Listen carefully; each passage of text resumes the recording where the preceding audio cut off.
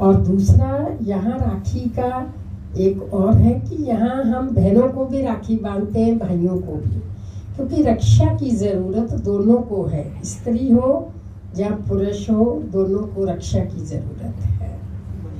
तीसरी बात, अभी अभी आपने वीडियो को अगर ध्यान से सुना और देखा हो तो उसमें भी ये बताया गया है कि आत्मा ना स्त्री है ना पुरुष है।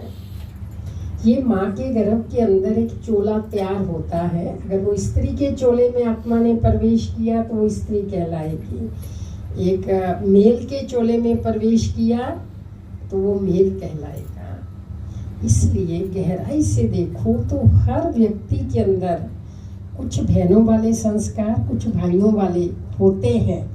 कुछ बहनों को देख के हम बोलते हैं ये मर्दों जैसी है, और कुछ भाइयों को देख के भी कहा जाता है ये औरतों जैसा है। होता है या नहीं? क्योंकि आत्मा किसी जन्म में स्त्री बनी, किसी जन्म में पुरुष बनी। ये बहुत बड़ा स्पिरिचुअल और साइंटिफिक लॉजिक है कि आत्मा पॉइंट ऑफ लाइट है, वो स्त्री पुरुष से परे की चीज़ है। जो चोला तैयार होता है वो स्त्री और पुरुष कहलाता है। और भगवान ने एक और मज़ेदार राज खोला है कि एक ही सेक्स में 2-3 बार से ज़्यादा बार नहीं जा सकते। कोई 2 बार फीमेल बन गया, 3 बार तो चौथी बार मेल बनेगा ही बनेगा।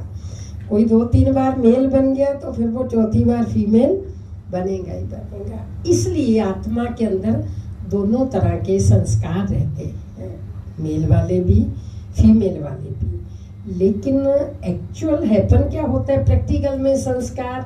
अब वर्तमान में मैं फीमेल चोले में हूँ, मान लो मेल चोले वाले, तो जिस चोले में हम होते हैं वो रोल हम ज़्यादा करते हैं। जो रोल आप ज़्यादा करो, जिस विषय पर आप ज़्यादा सोचो, तो वही आपके संस्कार बनते जाते हैं। इसलिए इमर्ज रूप में जो संस्कार है वो वर्तमान चोले के हिसाब से होते हैं, लेकिन मर्ज रूप में, सुषुप्त रूप में आत्मा के अंदर दोनों संस्कार होते हैं। एक्टिव वो होते हैं जिसको ज़्यादा यूज़ किया जाता है। एक बार मैं पूछ रही थी कि नेगेटिव ज़्यादा फलीभूत होता है या पॉजिटिव ज़्यादा फलीभूत होता है, तो आप क्या समझते हो? कोई भी कार्य हम करते हैं, नेगेटिव ज़्यादा इफेक्टिव होता है या पॉजिटिव लाइफ में? क्या ज़्यादा इफेक्टिव होता है? नेगेटिव ही ज़्यादा, आजकल ज़्यादा नेगेटिव होता है। क्यों होता है? क्योंकि हम नेगेटिव ज़्यादा सोचते हैं। कोई व्यक्ति है सामने, जो अपने आप को क्या समझता है, ये चीज़ें हम ज़्यादा करते हैं। देखो कितना अच्छा है, इसकी वाणी कितनी मीठी है। हम इस तरह कम बोलते हैं। मतलब इफेक्टिव ना नेगेटिव होता ना पॉजिटिव होता। इफेक्टिव वो होता है जो दिन भर में आप ज़्यादा यूज़ करते हैं, ज़्यादा फील करते हैं। अंदर के जो थॉट है आपके किसी भी व्यक्ति या सिचुएशन के प्रति, ठीक बोला आप लोगों ने। आज प्रैक्टिकल में वातावरण कुछ ऐसा है कि नेगेटिव ज़्यादा प्ले होता है। अगर आप 10 मिनट भी बैठ करके शांति से चेक करो, कुछ नहीं सोचना, अच्छा ना बुरा, सिर्फ चेक करना है कि मेरे अंदर क्या चल रहा है, तो आप पाएंगे कि ऐसा काफी कुछ चल रहा है जिसका कोई ज्यादा उपयोगिता नहीं है।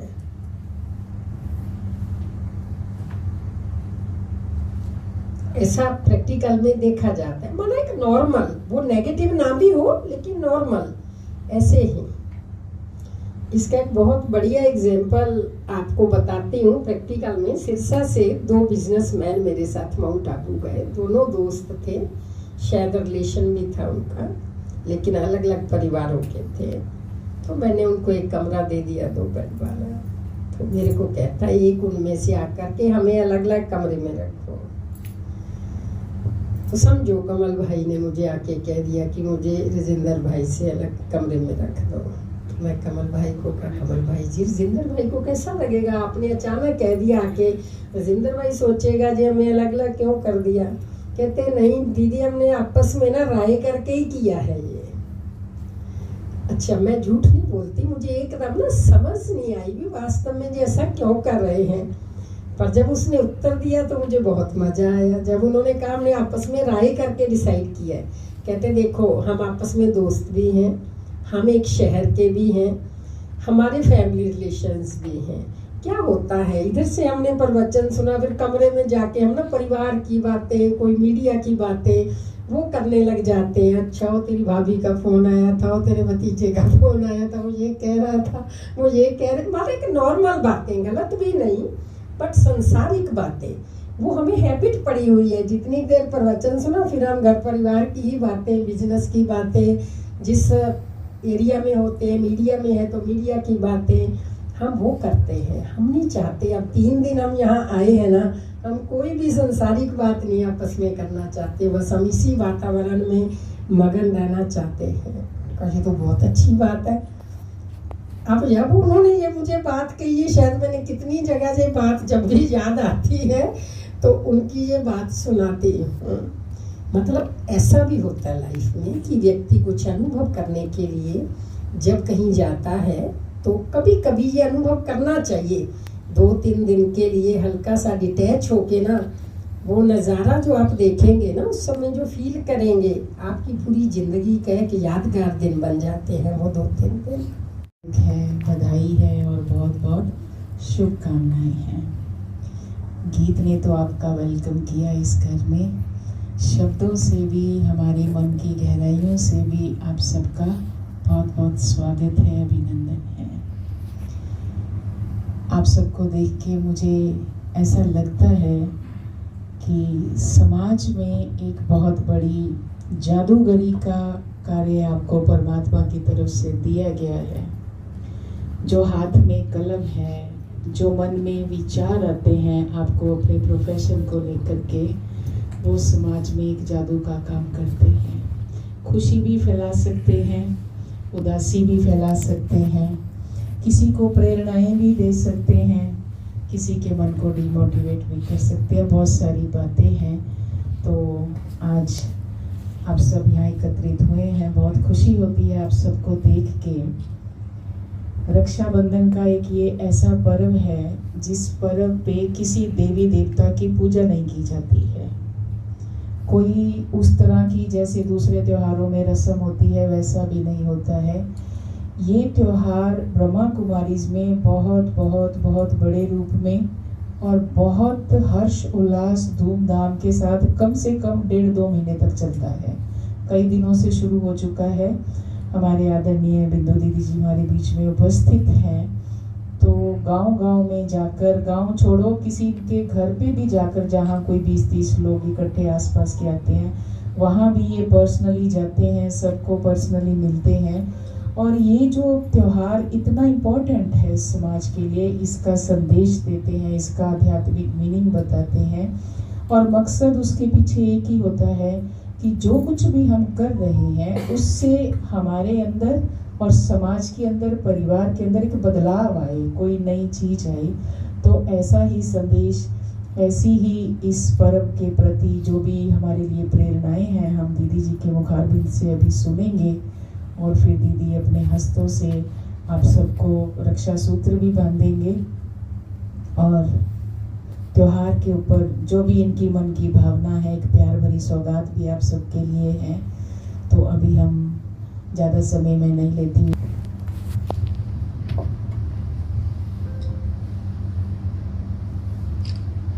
ओम शांति। बोलो आप सब भाई, ओम शांति। ओम शांति। ओम शांति। ओम शांति। आज हम सभी रक्षाबंधन के पावन पर्व के उपलक्ष्य में यहाँ पर एकत्रित हुए हैं। यूँ तो राखी में अभी 1 वीक है। आज के ही दिन, अगले शनिवार तारीखों के हिसाब से रक्षाबंधन का दिन है। उसी दिन पर हम सब एकत्रित हुए हैं। इन एडवांस आप सबको राखी की बहुत बहुत बधाई हो, बधाई हो, बधाई हो। रक्षा और बंधन 2 शब्द हैं ना। एक ऐसा बंधन जो हमारी रक्षा करता है, सबकी रक्षा करता है, और ऐसा बंधन जो हमें बाकी सारे बंधनों से छुड़ा देता है। अगर सच्चे दिल से इसको सेलिब्रेट करें तो बीमारियों का बंधन, संस्कारों का बंधन, गुस्से का बंधन, कोई भी प्रकार की नेगेटिविटी और वेस्ट का जो बंधन है उससे हमें मुक्त कर देता है। दुनिया में तो खून के रिश्तों में ही ये त्योहार मनाया जाता है। कुछ लोग हमें भी ऐसे भी मिलते हैं जो ये कहते हैं जी बस राखी तो एक जो बहन है उसी से ही बना है। यहाँ पर आप सबको क्यों बुलाया जाता है? क्योंकि वो शारीरिक रिश्ते से मनाई जाती है, ये आत्मिक रिश्ते से मनाई जाती है। भगवान के हम सब बच्चे हैं तो हम आपस में भाई बहन हैं। और दूसरा, संसार में भले ये मटेरियलिस्टिक गिफ्ट देने लेने का त्यौहार है, लेकिन यहाँ वो नहीं। यहाँ साथ में हमें कुछ संकल्प लेने का भी होता है। एक संकल्प दिवस भी इसको कहा जाता है। परम पिता परमात्मा जब इस धरा पर आते हैं तो आकर के वो अपने बच्चों को रक्षा सूत्र देते हैं। बहन जब भाई को बांधती है तो वो कहती है आप मेरी रक्षा करना, अर्थात आप हर दुख सुख में मेरे पास आना जाना, मेरे से अच्छा सा संबंध निभाना। ये एक बहुत बड़ा लक्ष्य होता है राखी का, ताकि हल्का फुल्का कोई संबंध में ऊपर नीचे वो फिर से ठीक हो जाए। और भगवान ने ये भी क्लियर किया ये त्योहार भी वास्तव में इसी समय द्वापर कलयुग में मनाए जाते हैं, जबकि संबंधों में थोड़ी कमी आ जाती है तो उनको फिर से ठीक करने के लिए ये त्योहार बने हैं। आपसी भाईचारे की भावना को फिर से बढ़ाने के लिए ये त्योहार बने हैं। सत्युग में इन त्योहारों की आवश्यकता नहीं पड़ती है, क्योंकि वहाँ तो सारे ही देवता समान उनका जीवन होता है, आपस में बहुत प्रेम प्यार से रहते हैं।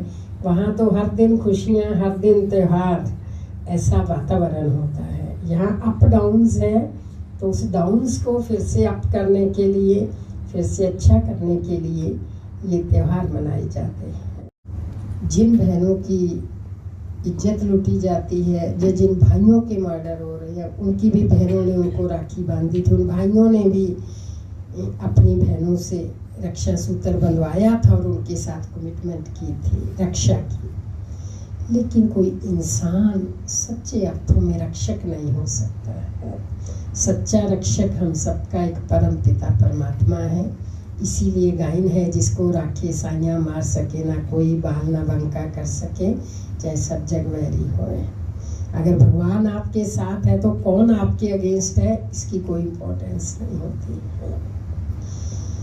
भले जो पुलिस वाले होते हैं साथ में उनको बॉडी गार्ड बोलते हैं, लेकिन सच बताओ क्या वो हमारी बॉडी को भी गार्ड कर सकते हैं?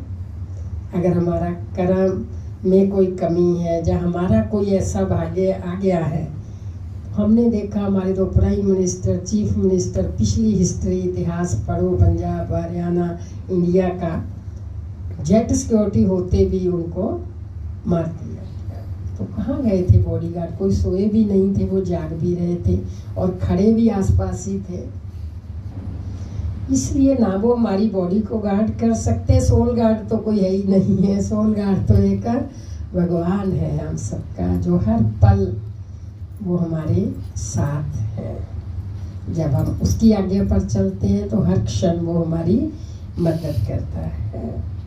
तो इसलिए वो सच्चे सोल गार्ड को, सच्चे बॉडी गार्ड को, सच्चे हमारे रक्षक को हम कुछ ना कुछ समय निकाल करके ज़रूर उसको याद करें, उसका धन्यवाद करें लाइफ के हर स्टेप के लिए। तो आपको साथ का फील होगा। कोई मेडिटेशन का मतलब ये नहीं है कि काम धंधा जहाँ घर बार छोड़ के कोई घंटों तक बैठे रहना है तब में। वो तो गृहस्थी तो नहीं कर सकते, वो हम लोग भी नहीं ज़्यादा लंबा टाइम बैठते। क्यों? आपको अलग प्रकार का कारोबार है, हमारा अलग प्रकार का है। आप लोगों के तो फिर भी अपने हाथ में है। जब आप घर में गए, मिसेस का भी दिल करेगा खाना पकाएगी, नहीं तो मार्केट से 2 जनों का ले आओ होटल से। ये 24 घंटे खुला है। यहाँ रूहानी मिलिट्री है, रूहानी सर्जन है। एक डॉक्टर की क्लिनिक भी इमरजेंसी में 24 घंटे खुली होती है और मिलिट्री भी 24 घंटे होती है। अगर रात को 11 बजे भी फ़ोन आ गया तो उनको उठ करके जाना ही है। इस घर में भी चाहे कोई कितने बजे भी आए, हमको उसको ज़रूर मिलना है। दोपहर को 3 बजे गर्मी में सब रेस्ट करेंगे। अगर आप में से कोई आ गया बहन जी से मिलना है तो उसी समय मिलना है। आपको ये कोई नहीं कहेगा कि नहीं अभी नहीं मिल सकते। सुना कभी कि ये कहा हो कि नहीं मिल सकते तो इसलिए ये बहुत मज़ेदार भी है, इसमें बहुत आनंद भी आता है, क्योंकि जब किसी को इस दरबार में आकर के सुख शांति और खुशी मिलती है तो हमारी खुशियाँ भी कई गुना मल्टीप्लाई होती हैं। इसलिए कहते हैं धन दिए धन ना खुटे। देखो वो मटीरियलिस्टिक धन तो सबके पास नहीं होता है, लेकिन शांति, प्रेम, खुशी, प्यार के 2 शब्द ये भी एक धन है, ये सबके पास होता है। और वो प्यार से दे और आपके इस धन देने से वो खुश हो जाए तो आपका धन बढ़ जाता है, आपकी खुशी बढ़ जाती है, आपकी शांति बढ़ जाती है, आपका आनंद बढ़ जाता है। तो इस रक्षाबंधन पर आप सब भाइयों के लिए और बहनें भी कुछ कुछ बैठी हैं बीच में, सबके लिए हमारी जो दुआएं हैं कि जैसे आज आप सबके चेहरे बहुत खुशनुमा और बहुत सुंदर सुंदर माना हैप्पी रूहानियत से भरे हुए जो नज़र आ रहे हैं, इसी प्रकार सदा आप सब अपने गृहस्थ जीवन में, प्रोफेशनल जीवन में, पर्सनल जीवन में बहुत बहुत खुश रहें, तंदुरुस्त रहें और हमेशा आगे बढ़ते रहें। फिर से आप सबको राखी की बहुत बहुत बधाई। ओम शांति। जी निवेदन है, अभी 11 बजने में 5 मिनट है। 10 मिनट बहन जी मेडिटेशन कराएगी, 10 मिनट में आपको 10-15 मिनट में राखी बांधेंगे और 10 मिनट में चाय पानी पिलाएंगे। 11:30 बजे आप सबको फारिग करते हैं। मैंने सुबह 2-3 को फ़ोन किया, कहते थोड़ा आराम से आएंगे जी, अभी तो काफ़ी टाइम है लेकिन ये हमारी दीदी की बहुत विशेषता है। किसी ने एक बार इनको चीफ गेस्ट इनवाइट किया किसी कार्यक्रम में, उन्होंने 9 बजे का टाइम दिया, दीदी 9:45 मतलब 9 से 5 मिनट पहले पहुंच के, बहुत पुरानी बात है, और वहाँ कुछ भी नहीं था तो इतनी पंक्चुअलिटी है कि मुझे जहाँ जाना है, और इनको ये भी अच्छा लगता है कि जिसको जो समय दिया गया है वो समय पे आए, तो बहुत अच्छा लगता है। आज बड़ी खुशी हो रही है आप सबको देख के। लगभग चलो 5-10 मिनट तो हम मानते हैं अभी ऊपर नीचे, लेकिन समय से आते हैं तो आज आपने कितना ज्ञान का खजाना दीदी से लिया है। तो ये बातें रूटीन में तो नहीं मिल पाती है, आप लोगों का भी बहुत बिजी शेड्यूल रहता है। तो राखी का ये उद्देश्य होता है, खाली राखी तो चलो आपको बांधी ही जाएगी प्यार भरी, लेकिन साथ में ज्ञान की जो चर्चा हो जाती है वो बहुत बहुत अमूल्य है हमारे जीवन में। तो दीदी का बहुत बहुत धन्यवाद है, शुक्रिया है। तो एक अनाउंसमेंट, वैसे आप मोस्टली जितने यहाँ बैठे हैं मेरी बात हुई है फ़ोन पे सबके साथ। हमारी नेशनल लेवल की मीडिया कॉन्फ्रेंस होती है माउंट आबू में हर साल, जिसमें पूरे भारत से जितने भी मीडिया के पहुंची हुई हस्तियां हैं, सब छोटे से लेकर बड़े तक सभी चैनल्स, चाहे वो पत्रकारिता है, ये प्रिंट मीडिया है, इलेक्ट्रॉनिक है, डिजिटल सोशल मीडिया, सब पहुंचते हैं। तो आप सबको भी निमंत्रण है, आप में से जो भी जाना चाहें और जिन्होंने अपना कंसेंट पहले दिया था, जिनसे भी मेरी बात हुई कि हम चलेंगे, उनसे मेरी खास रिक्वेस्ट है कि वो मेरे को आज ही बता के जाएं, क्योंकि वहाँ भी क्या है, कोई मंदिर गुरुद्वारे वाला भी आप कभी भी कहीं भी कैसे भी, वहाँ बहुत सिस्टम, वहाँ भी सब बहुत अच्छे हैं, लेकिन यहाँ एक प्रॉपर चैनल से होता है कि आप सबका रजिस्ट्रेशन होगा, फिर वहाँ से अप्रूवल आएगी, फिर आप अपनी तैयारी करेंगे। तो इसलिए आपका रजिस्ट्रेशन होना बहुत ज़रूरी है। बट भाई साहब का तो आया हुआ है मेरे पास डिटेल।